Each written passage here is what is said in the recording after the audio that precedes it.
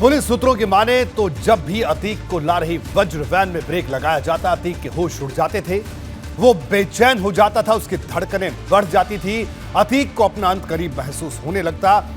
1300 kilometre के सफर में उसकी आंखों से नींद गायब थी। उसे अगले पड़ाव तक सुरक्षित पहुंचने तक को लेकर अंदेशा था।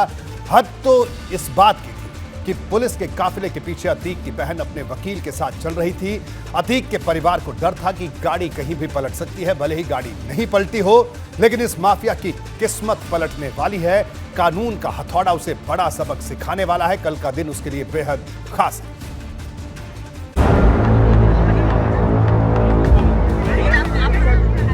खौफ क्या होता है, ये अतीक ने करीब 1300 किलोमीटर के सफर के हर पड़ाव पर बखूबी महसूस किया होगा।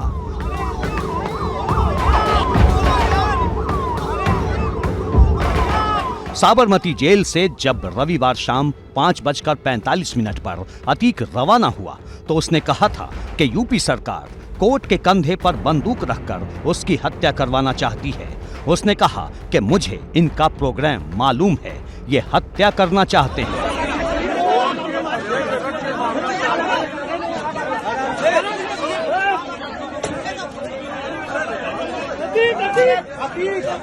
ये अतीक नहीं बोल रहा था, ये अतीक का डर बोल रहा था, उसके अंदर का खौफ बोल रहा था। अतीक जबरदस्त सुरक्षा में यूपी वापस लाया जा रहा था, लेकिन एक अपराधी अपने लिहाज से सोच रहा था और उसे हर पल अपनी मौत का अंदेशा सता रहा था। काफिला गुजरात से राजस्थान होते हुए जब मध्य प्रदेश के शिवपुरी पहुंचा तो वॉशरूम जाने के लिए अतीक को वैन से बाहर निकाला गया। यहां अतीक ने पत्रकारों के डर से जुड़े सवाल पर कहा, काहे का डर? डर लग रहा है क्या? डर लग रहा है?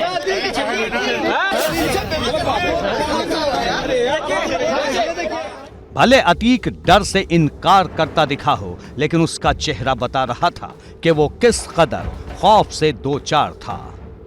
मध्य प्रदेश के शिवपुरी से आगे बढ़ते हुए अतीक को लेकर पुलिस का काफिला जैसे ही यूपी की दहलीज में दाखिल हुआ, रफ्तार और तेज हो गई।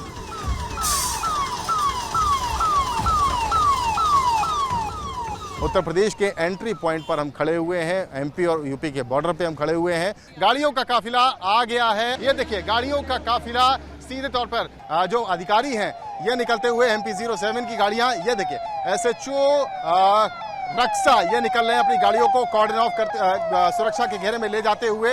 और ये गाड़ियां, ये देखिए, ये गाड़ी है अतीक अहमद की और ये अतीक की अहमद की गाड़ी को निकलते हुए ये गाड़ी निकल रही है 4063। दो गाड़ियां जो स्पेशल व्हीकल है। झांसी से चित्रकूट होता हुआ अतीक को लेकर यूपी पुलिस का काफिला आखिरकार प्रयागराज की सीमा में दाखिल हुआ। अब तक सफर 23 घंटे को पार कर चुका था और यहाँ चप्पे चप्पे पर दिख रही थी सख्त सुरक्षा व्यवस्था। टोल प्लाजा है प्रयागराज, वहां पर ठीक पहुंच गई है गाड़ी। सारी गाड़ियां क्रॉस हो गई हैं प्रयागराज के टोल प्लाजा पे। इस समय जो बॉर्डर पर लगा हुआ है यहाँ से बिल्कुल, और टोल प्लाजा पे मैं देख रहा हूँ कि बहुत ज़बरदस्त सिक्योरिटी इंतज़ाम, पुलिस की तमाम अधिकारी यहाँ पर मौजूद हैं। उनकी जीपें खड़ी हुई हैं और साथ में बहुत सारे पर्सनल कारें खड़ी हुई हैं। आखिरकार अतीक को लेकर पुलिस की टीम प्रयागराज की नैनी जेल पहुंच गई।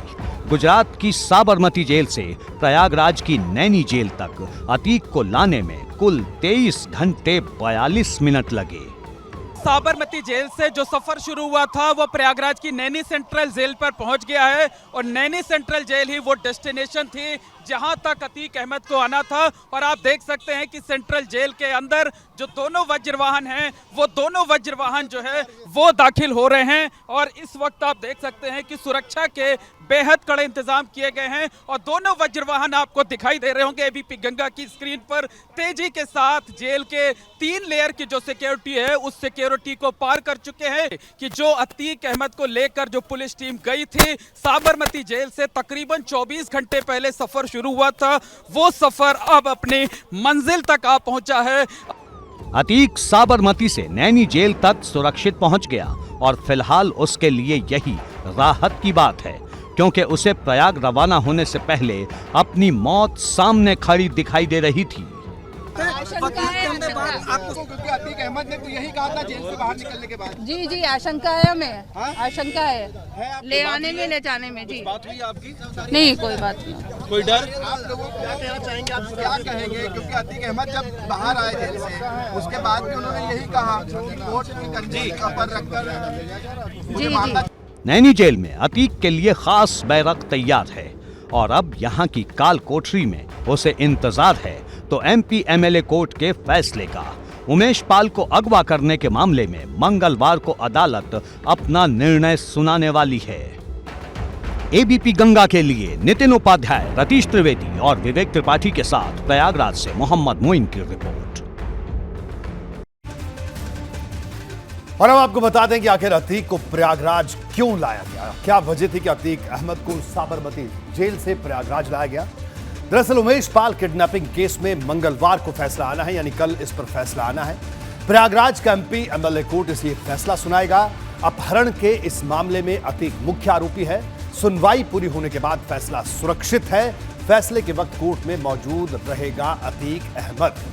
अतीक का भाई अशरफ भी इस मामले में आरोपी है। अशरफ को बरेली जेल से प्रयागराज लाया गया है। तो ये वो वजह है कि अतीक अहमद को प्रयागराज लाया गया और कल फैसला आना है इस पूरे मामले में। अपहरण का मामला इतना खास क्यों है, इतना अहम क्यों है? दरअसल इसकी एक एक बात मैं आपके लिए जानना जरूरी है। आइए आपको बताता हूं कि किस मामले में यह फैसला है। दरअसल 25 जनवरी 2005 को बसपा विधायक राजू पाल की हत्या हुई थी। ये वो दौर था जब अतीक की तूती बोलती थी प्रयागराज में। उस वक्त का इलाहाबाद। राजू पाल हत्याकांड के मुख्य गवाह उमेश पाल का अपहरण हुआ। 28 फरवरी 2006 को उमेश पाल को अगवा किया गया। अतीक अहमद और उसके भाई अशरफ पर किडनैपिंग का आरोप भी उस वक्त लगा था। उमेश पाल को गवाही ना देने की धमकी दी गई। तब सांसद था अतीक अहमद। नहीं दर्ज हुआ था उस वक्त अपहरण का कोई भी मुकदमा। दरअसल 2007 में बसपा सरकार बनी। अतीक पर अपहरण पर की एफआईआर दर्ज हुई 2007 में और 5 जुलाई 2007 को धूमनगंज थाने में यह केस दर्ज हुआ। प्रयागराज के अतीक अशरफ समेत कुल 11 लोगों को इस केस में आरोपी बनाया गया। एक आरोपी अंसार अहमद की मौत हो चुकी है। 2009 में आरोपियों पर कोर्ट ने चार्ज फ्रेम किया। ट्रायल शुरू हुआ। 2016 में उमेश पाल को कोर्ट के चौथे फ्लोर से फेंकने की कोशिश भी हुई थी। अतीक और अशरफ की मौजूदगी में दोबारा अपहरण की कोशिश हुई। इस मामले में कर्नलगंज थाने में मुकदमा दर्ज है। फैसले से पहले 24 फरवरी 2023 को उमेश पाल की हत्या हुई। हत्या के मामले में भी अतीक और उसके परिवार पर केस दर्ज है। पुलिस ने अतीक के रिमांड के लिए सीजेएम कोर्ट में अर्जी भी दी है। तो ये वो मामला है जिस मामले पर कल फैसला आना है, इसलिए सबकी नजरें कल प्रयागराज पर टिकी हुई हैं।